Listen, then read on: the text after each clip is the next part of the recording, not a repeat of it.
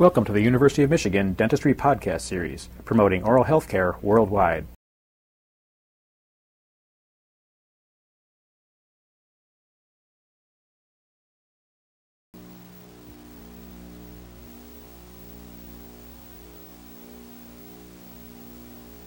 In preparation for making the immediate denture, the posterior teeth have been extracted and healing allowed to take place in the areas of the extraction site. As you can see from this cast, this has been accomplished. Maybe this represents possibly 2 or 3 months. And then the anterior teeth have been left in place in the mouth so that the patient can go in his daily task and work and so forth without being edentulous. Of course, he receives no function because he's lost his posterior teeth, but one of the advantages of the immediate denture service is the fact that he doesn't look edentulous. Now, there are several ways to make the final impression for the maxillary immediate denture, and everything we say for the maxillary denture holds true for the mandibular immediate denture, and we do make immediate dentures for the mandibular arch also. Now, the first method of making a final impression is, of course, simply to take a stock tray and use an elastic impression material such as the irreversible hydrocolloids and make an impression and make the denture from that. And there have been trays especially designed, such as this one, the McGowan tray, made by the company, and you'll notice that it has a portion in the posterior area that conforms to the edentulous arch, and then a well has been formed in the anterior portion which conforms, looks like the trays that you have for dentition. So it's a combination of both of these. And using a tray such as this with minor changes, adaptations with wax, for instance, we have a high palate, so we add a little wax in the palatal area, and then we might want to get some more height in this area. Make somewhat of a custom tray from the stock tray, and then simply make an impression in the mouth with alginate. This is one of the methods. It's the easiest method. Unfortunately, it's probably the most commonly used method for making the final impression for the immediate denture. But we can make better impressions using a couple of different methods, so let's look at a couple of different types of trays. One is the type of tray that we will use in this course. That is the custom acrylic resin tray, a custom tray for the individual patient. And this we will do in this exercise, and this will be demonstrated today. So we'll talk a little bit more about this in a few moments, but as you can obviously see, it is simply a tray that does fit the particular case with what you are working with. Now, there is still another method that is a little more involved yet, and that is making a sectional tray for the immediate denture. And as you can see, I'll disassemble this. The way this is done is the mouth is prepared, such as this. This is an actual case. I've just saved the trays. And then trays are made in sequence. A posterior section is made, and then an impression is taken just of the edentulous area. It does not involve the undercuts around the teeth that remain in the mouth. And then a second portion tray is made, which, when placed in the proper position, incorporates the area of the undercut around the teeth. The hole in the middle is just to make sure that the first part of the impression hasn't slipped in the mouth when the second portion is made. And the sequence is fairly obvious. In this type of impression, the edentulous portion is made first. And in this case, we can use one of the zinc oxide eugenol paste where we have full control of all the borders, and it's not a one-shot type of impression such as the alginate in a stock tray. As a matter of fact, we can even go back in and put the functional post-am on the final wash, and we have all the controls with this posterior section that we do in a fully edentulous arch. And then in the mouth, the completed impression goes back into the mouth, and the anterior section is loaded with alginate, for instance, and placed into the mouth right over the first tray. And then when that sets, the entire assembly comes out together in a fully completed final impression. Now this we use occasionally in the senior clinic if the student is interested. What we normally use is the second tray that was shown you, and this is what we will do for our exercise. So at this time I will go ahead and demonstrate the exercise that you will complete in a few moments in the laboratory. Now you all have been given a set of models, and the maxillary master cast, as you know, has the 6 remaining teeth in place represented by the stone teeth. And you will also notice that their ridge is very irregular because this particular patient was treated relatively soon after the extractions. Normally we don't do it this soon. But the posterior teeth have been extracted, and for aesthetic reasons the patient is still has the anterior teeth in place. The first thing that we do is mark the posterior border of the denture so our tray is not too overextended. And this is relatively easy to do. The first thing that we do is locate the hamular notch. And I want you to do this on your cast in the exercise also. The hamular notch is very easy to see on most casts. If there is no tuberosity and much resorption, locating the hamular notch on a cast is very difficult. But in most cases, if you've taken a good preliminary impression, and we will consider this a preliminary working model, it's easy to determine. And then we mark an area in the midline. Now the fovea are not distinct in this case, so we will just have to do this by inspection, and you can use the guidelines that I'm giving you here. So we mark the middle area and then simply connect and draw a line across the posterior part of the palate, and this gives us a guide as to how far posterior to make the tray. Now because we are using alginate to make the final impression, or we usually use alginate in the clinic, we want some space between the surface of the mouth and the tray, the custom acrylic tray. So as a general rule, we will use 1 thickness of the base plate wax as a spacer in the edentulous portion of the cast. And because we have undercuts, and sometimes they are more severe than the one that you have as an example for this exercise, but as a general rule we use 2 layers of wax in the area where the teeth remain. And this will be demonstrated in a few moments when we actually make the spacer and make the tray. So the first step is to warm a sheet of base plate wax, and this will be adapted to the edentulous portion of the cast. Let's do this in 2 steps. We'll do the edentulous portion first, and then put the extra sheet of wax around the teeth as a second step.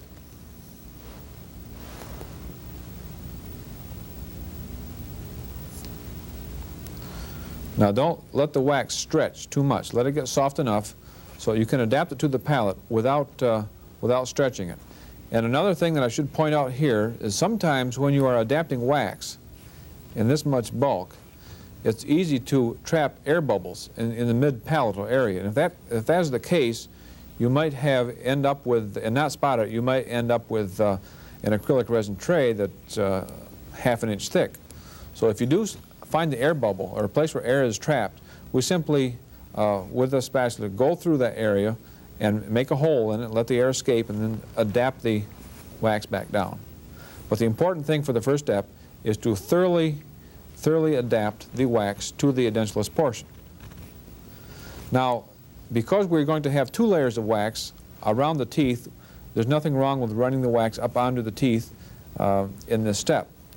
Now, the next thing to do, of course, is simply to go around the peripheries and remove the wax. And this does take a few minutes, so in order, I'm just going to start this, and then we'll go off camera for a moment while I finish this step.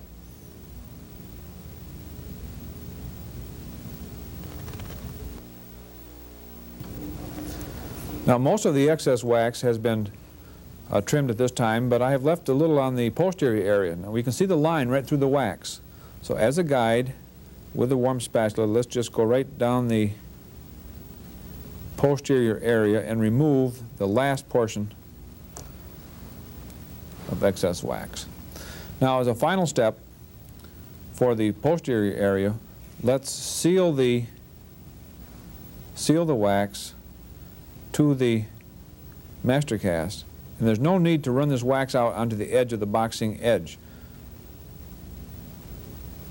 Now this doesn't have to be absolutely perfect and absolutely smooth, because all it is simply a spacer. It's going to provide space underneath our custom acrylic tray. So once this step has been completed to this point, and we are certain that we have good adaptation to the cast, we can go on to the anterior area. Now, some of this wax has lapped over, and I think the best thing to do in this situation is to complete the area that has not been fully covered. Let's complete that with one layer of wax, and then we'll add the second strip to get our second layer as a separate step. And if we don't do this, we lose track of how many thicknesses we have, and pretty soon we have some areas that are very thin and some areas that are very thick, and we want an even space under this tray. So what we're going to do here is hopefully end up at this point with about one layer of base plate wax. There's a couple areas where we really haven't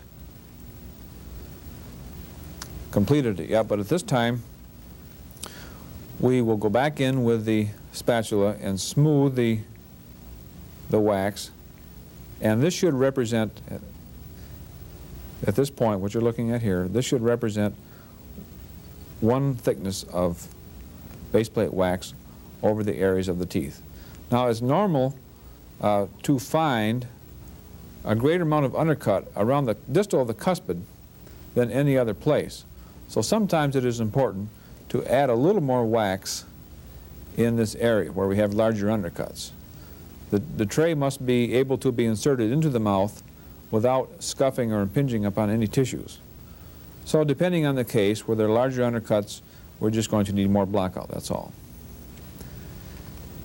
Now at this point, the entire tissue surface is covered with one layer of pink base plate wax. Now for the second step, let's go in and add one more layer of the wax. This will give us a couple millimeters of space over the area of the teeth. Now you can see I've gone about to the cuspid area. I'm draping that over the teeth, and we'll go back to the, we want to go back to the linguals of the teeth also. So at this point, we can cut the excess wax at the lingual of the teeth and simply continue adapting. We don't really need as much as I had there, so I'm simply removing wax where I think I'm going to have an excess. There are no large undercuts in this particular case, so I believe as a guide everybody should use just the two thicknesses over the teeth in this particular case. And once again, we seal the wax to the master cast so it doesn't get cold and actually change its shape and come loose from the cast, because if that happens and we don't spot it, and if we don't observe this and we adapt our tray over a cast with too much blockout, we have an acrylic tray that really does not help us too much. If there is a problem with having too much blockout, and at this point we are nearly done. There's one thing that I would like to point out here, and that is in the labial area of this tray, you will notice from this view that the contour of the wax follows the contour of the teeth. That is, the wax is not brought out to the boxing edge or even further. And this is easy to do this at first. This is an undercut, but remember, we have a draw on this tray. We don't need to block out all of this undercut by filling this whole area with wax. There's only two thicknesses of base plate wax here, as well as up by the teeth. So do not fill this whole area in with wax, because we get too much. We have the tray ending up too far away from the tissue, and therefore the tray will not help us if that happens.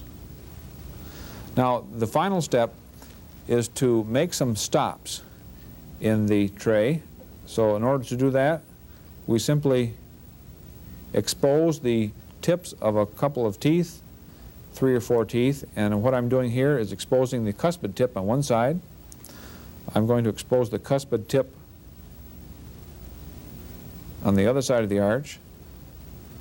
And don't expose too much, because if you actually expose enough so that the acrylic resin can adhere to an undercut in the tooth, then you break the tooth off. And even though this is a preliminary model, it is desirable to keep these teeth intact. Now I'm also exposing a little bit of the incisal edge of the central incisor. Now I'm going to show you a step here that is used in the clinic maybe 50% of the time. Some instructors do not prefer that you make a soft tissue stop, and some do. And what I'm going to demonstrate here is how to make a soft tissue stop.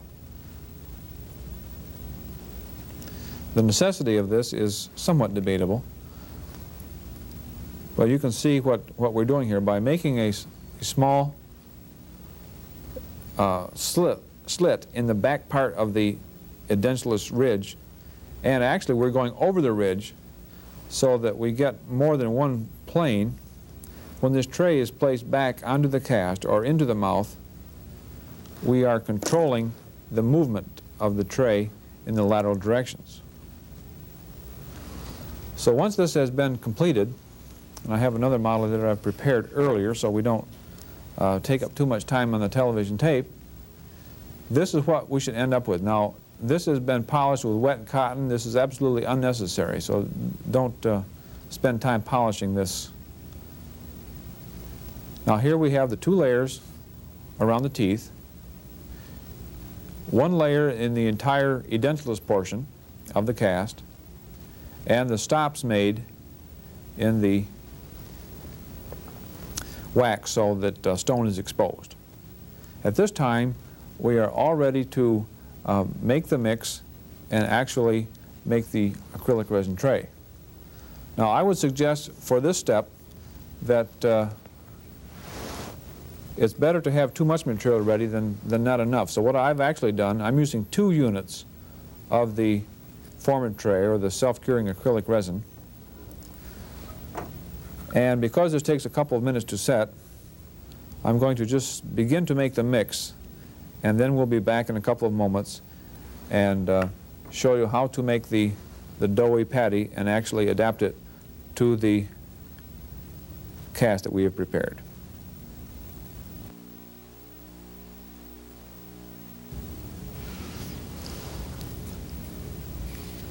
At this point, the material is nearing its working stage, and what I'm going to do, as we mentioned before in an earlier tape, I'm going to try to use the material a little bit earlier than normal by placing it and my fingers into some water first.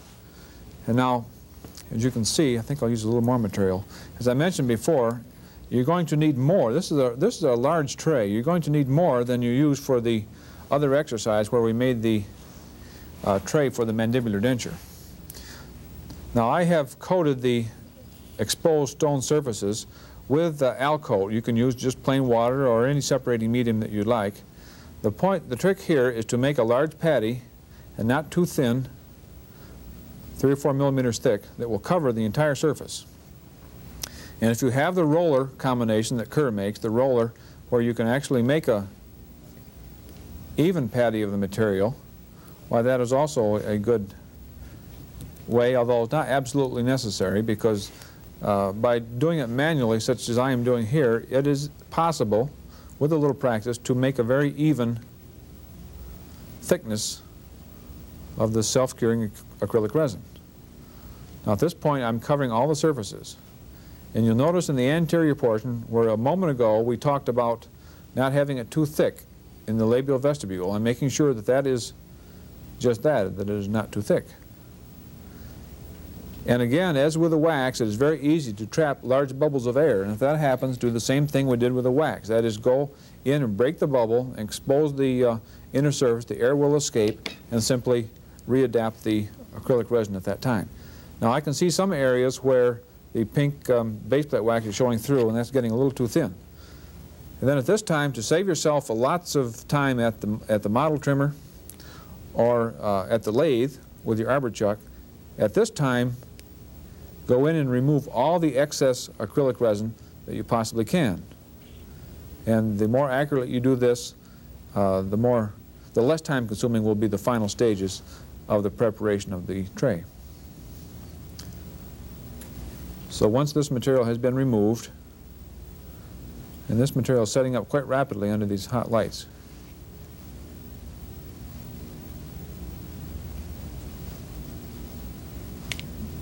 We make sure that everything has been fully adapted.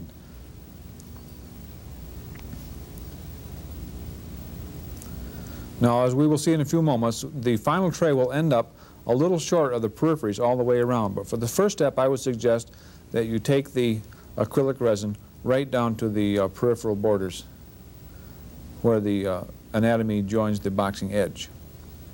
Now, we will have a handle on this tray, and that can be done in two ways. Either at the same time you're adapting this portion, adapt the handle with some more of the material. With such a large tray as this is not always possible, because you should spend really more time making sure that you have this tray well adapted than putting on the handle. The handle can be put on with a separate mix. And I won't demonstrate that, but I'll show you what the handle looks like on the final tray. Now, with a separate mix, after this has set, or after it has reached the stage where it begins to get warm and there's no more need to adapt it, you can make a smaller mix of material, and when it becomes doughy, wet the surface in the anterior region and simply place your, so it will chemically bond to this tray, and you can put your handle on the anterior portion.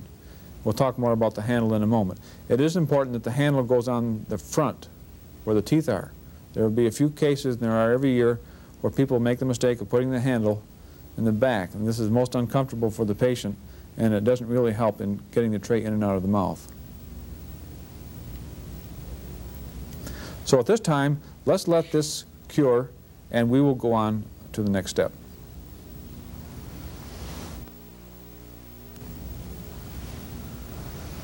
When the acrylic resin has set, it can be removed easily as long as we've blocked out the undercuts properly.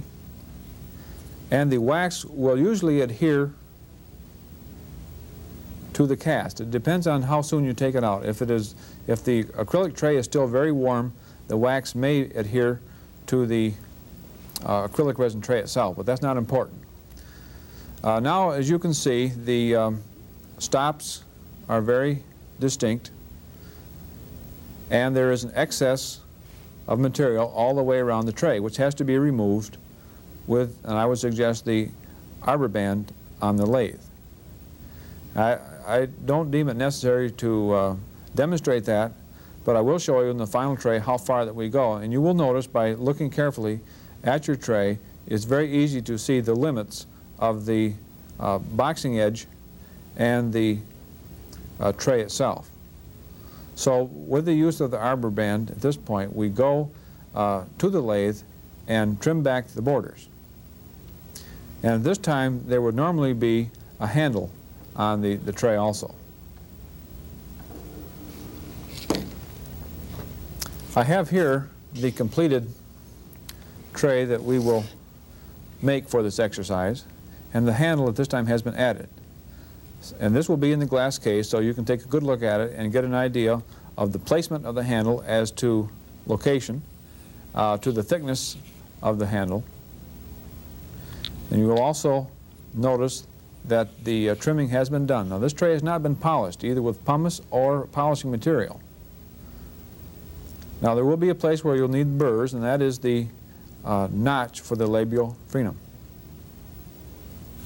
And you'll notice that the tray is full of holes.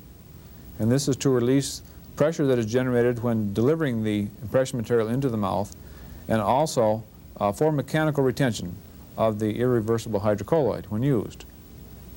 Now, let me place this on the cast so you can see the relationship between the borders and the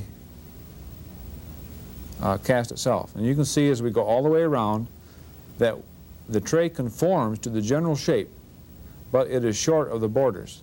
And one reason for this is that in using the alginate material for impression, it characteristically overextends tissue.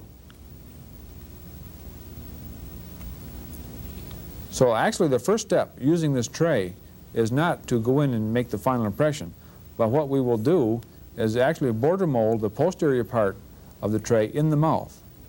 We normally find it unnecessary to border mold the anterior portions because we have incorporated this well enough in the preliminary impression.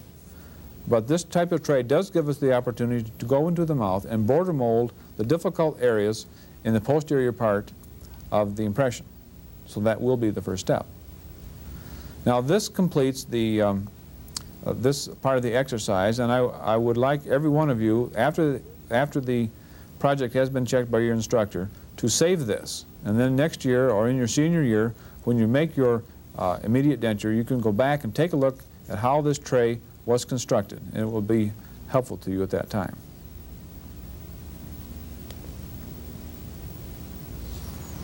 You've been listening to a presentation from the University of Michigan School of Dentistry, which is dedicated to supporting open learning and open educational resources. This recording is licensed under the Creative Commons. It may be reused and redistributed for nonprofit use. Please attribute materials to the University of Michigan School of Dentistry and redistribute under this same license.